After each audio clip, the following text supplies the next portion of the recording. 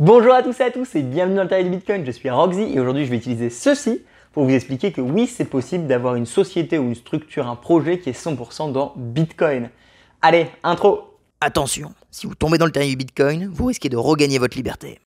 Petite nouvelle intro, j'espère que vous l'avez bien aimé. Bref, aujourd'hui c'est la deuxième vidéo où je vais aller parler de projets créés par des Bitcoiners, vous expliquer un petit peu l'univers de Bitcoin. Et aujourd'hui on s'attaque à la Citadel 21, qui est du coup un magazine fait par des Bitcoiners où il y a plein de petites histoires, donc des essais racontés par différents Bitcoiners qui viennent de plein de backgrounds différents.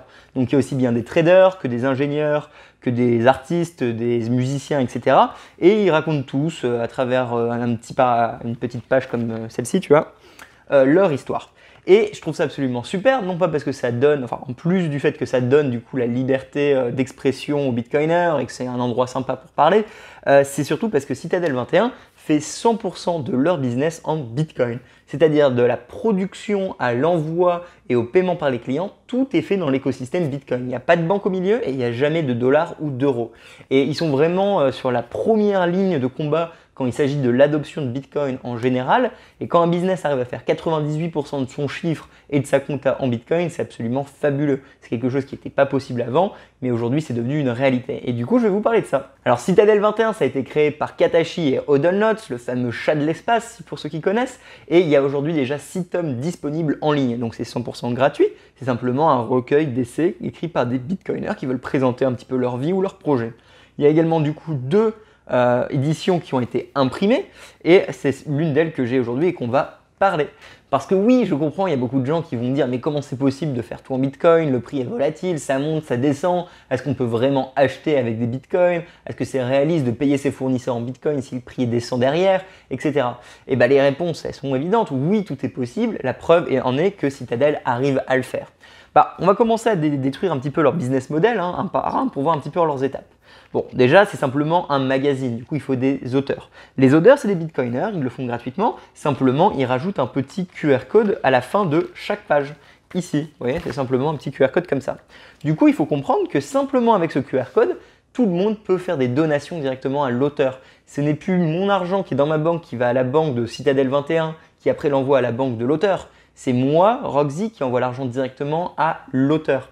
Il n'y a pas d'intermédiaire, je peux le faire quand j'ai envie, je peux envoyer 20 centimes, etc. Parce qu'il faut comprendre que si j'ai envie de faire un petit tips de 10 centimes à quelqu'un, aujourd'hui, si je dois passer par 3 banques, c'est absolument impossible.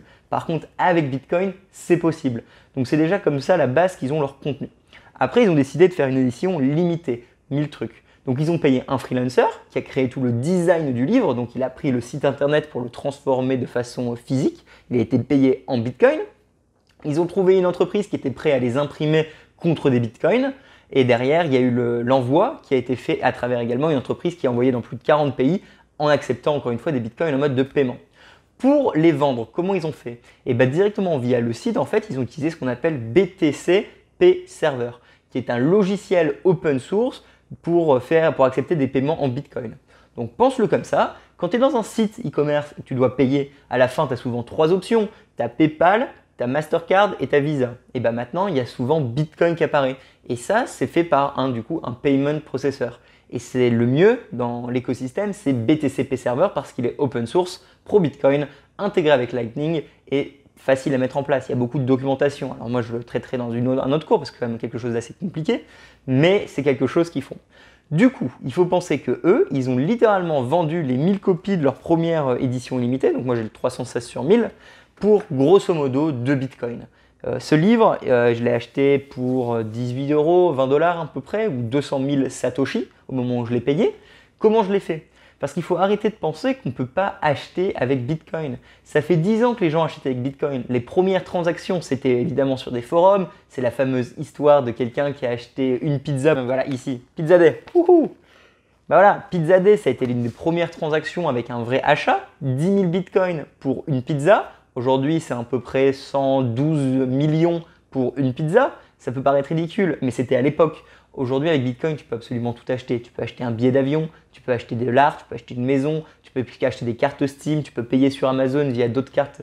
Tu as des cartes bleues. Tu as vraiment la solution si tu veux dépenser tes Bitcoins. Après, la question, c'est est-ce que tu veux les dépenser? Parce qu'un autre reproche qu'on dit souvent quand on parle de business en Bitcoin, c'est mais pourquoi dépenser tes Bitcoins et pas les hodl, donc les garder pour tout le temps. Et c'est vrai que c'est un compromis à faire. J'ai dépensé 200 000 Satoshi pour avoir ça. Beaucoup de gens vont me considérer complètement fou parce qu'ils vont se dire mais tes 200 000 Satoshi aujourd'hui ça valait que 20 euros, mais dans 3 ans ça va être 200 euros et dans 10 ans ça va être 2000 euros. Est-ce que ce magazine vaut 2000 euros? Mais là je le vois différemment, je le vois plus comme un moyen d'aider l'industrie, d'aider les projets comme ça Bitcoin et montrer aux gens que oui c'est une alternative.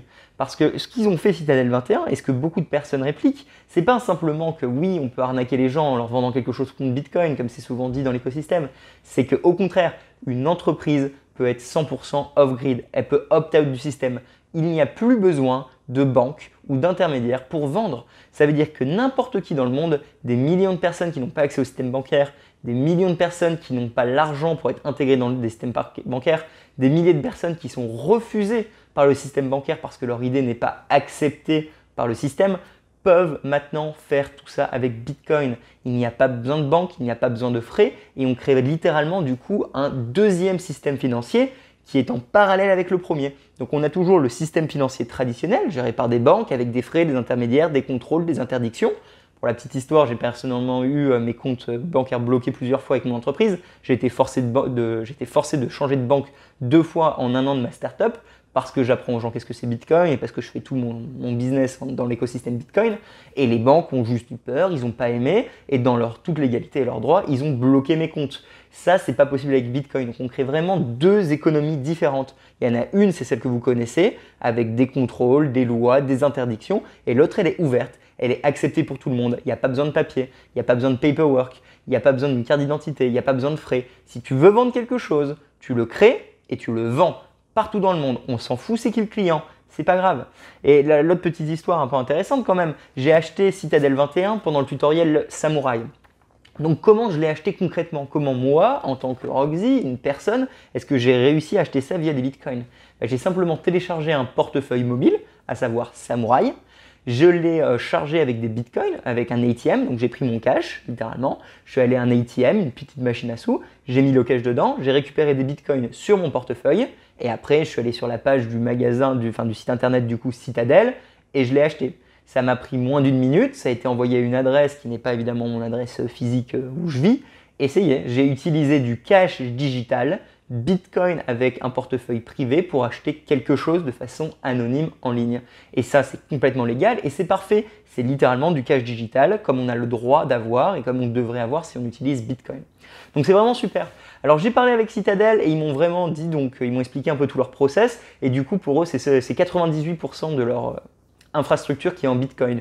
Donc de payer les collaborateurs, payer les fournisseurs jusqu'à leur cash flow. Les seules choses qu'ils n'ont pas pu faire avec Bitcoin, ils m'ont avoué, c'était pour le nom de domaine et le site internet. Mais même leur sécurité en ligne, même leur adresse email, tout ça est payé avec Bitcoin parce qu'ils utilisent donc Proton Mail, que je vous recommande évidemment. Il y aura sûrement une vidéo un jour là-dessus.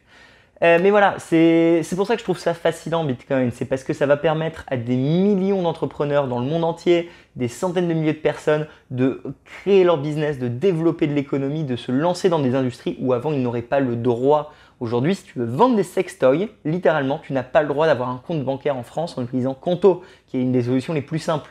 Il y a des interdits bancaires pour des industries comme Bitcoin, comme les crypto-monnaies, comme les sextoys ou peu importe, comme plein d'autres industries. Je peux vous mettre la liste si vous voulez. Et ça n'a aucun sens. On limite l'entrepreneuriat au lieu de le faire développer. Alors là, c'est peut-être un peu personnel, je parle peut-être un petit peu politique et je parle surtout de la France et non pas d'autres pays qui sont beaucoup plus ouverts.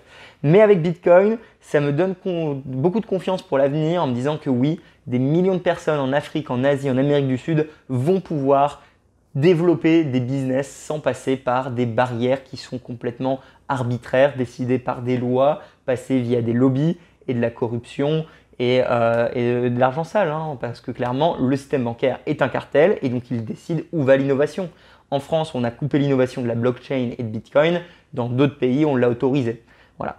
Et du coup, c'est beaucoup pour dire que finalement, Citadel 21, c'est super. Donc, regardez leur site. Je peux vous conseiller 2-3 articles un peu sympas, histoire que vous ne commenciez pas complètement inondé par l'information. Mais c'est possible d'être 100% Bitcoin et je trouve ça absolument fascinant pour l'avenir, pour les économies d'échelle qu'on va faire sans passer par des intermédiaires, pour l'évolution de la liberté individuelle le jour où ça va vraiment être développé. Et malgré qu'il y ait des limitations, alors oui, il y a des limitations, j'en suis conscient, oui, le prix est volatile, il va monter, il va descendre, oui, c'est pas accepté par tout le monde, mais il y a quand même des gens qui se battent tous les jours pour que cette technologie et l'adoption de Bitcoin grandissent pour donner plus de liberté au peuple, au détriment du coup évidemment de cartels bien définis qu'on connaît maintenant. Voilà, bon, je suis Roxy. Si vous aimez bien la vidéo, n'hésitez pas à liker, mettre un commentaire. Est-ce que vous connaissiez Citadel? Qu'est-ce que vous pensez? Est-ce que vous avez déjà accepté Bitcoin pour votre business? Est-ce que vous y pensez? N'hésitez pas à communiquer avec moi, ça fait toujours plaisir. Et abonnez-vous, mettez la cloche. Je propose un contenu général Bitcoin pour vous apprendre qu'est-ce que c'est, comment ça marche, pourquoi c'est important pour la vie privée, comment les sécuriser, etc. Il y a un cours gratuit complet disponible dans la description, donc n'hésitez pas. Et sinon, il y a mon site internet découvrebitcoin.fr. En attendant, je vous retrouve pour la prochaine vidéo. J'espère que vous l'avez aimé. Checkez le sortie de Citadel 21 et surtout, gardez vos bitcoins en sécurité. Allez, salut! Tout le monde doit devoir faire un choix dans le futur. Adopter Bitcoin ou l'ignorer? Ça va être lequel le vôtre?